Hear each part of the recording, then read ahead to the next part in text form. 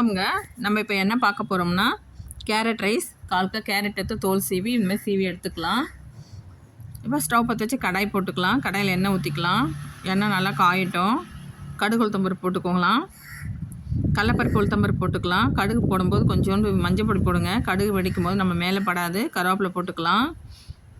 வெங்காயம் 3 பொடிசாக நறுக்கி வச்சுருக்கேன், அதையும் போட்டு நல்லா வதக்கலாம். பச்சை மிளகாய் 2 குட்டி குட்டியாக கட் பண்ணி வச்சுருக்கேன், அதையும் போட்டுக்கலாம். நீங்கள் காரம் அதிகமாக வந்தால் கொஞ்சம் ஜாஸ்தியாக போட்டுக்கோங்க. நான் பசங்க காரம் சாப்பிட மாட்டாங்கன்னு கொஞ்சம் 2 மிளகா தான் போட்டிருக்கேன்.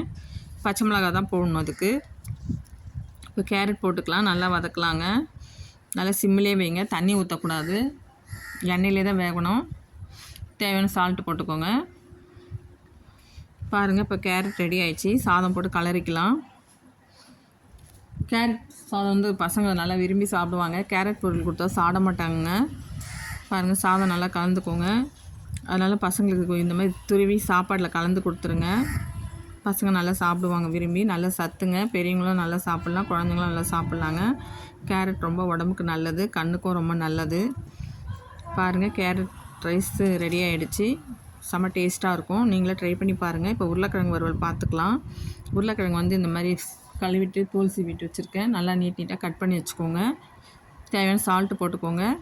2 ஸ்பூன் மிளகாத்தூள், 1 ஸ்பூன் வெறும் மிளகாத்தூள் போட்டிருக்கேன். தேவையான சால்ட்டு போட்டு நல்லா மிக்ஸ் பண்ணி வச்சுக்கிறேன். இப்போ ஸ்டவ் பற்ற வச்சு கடாயில் எண்ணெய் ஊற்றிக்கலாம். எண்ணெய் நல்லா காஞ்ச உடனே இந்த உருளைக்கிழங்கை போட்டு வறுத்து எடுத்துக்கலாம். உருளைக்கிழங்கு போட்டுக்கோங்க. எண்ணெய் ஊற்றியாச்சு. பாருங்கள், சிம்மிலே வைங்க, நல்லா கலந்து விடுங்க. பாருங்கள், வெந்துருச்சு. உருளைக்கிழங்கு ரெடி ஆகிடுச்சுங்க. நீங்களே ட்ரை பண்ணி பாருங்கள். பிடிச்சிருந்தால் லைக் பண்ணுங்கள், சப்ஸ்கிரைப் பண்ணுங்கள். Thank you friends.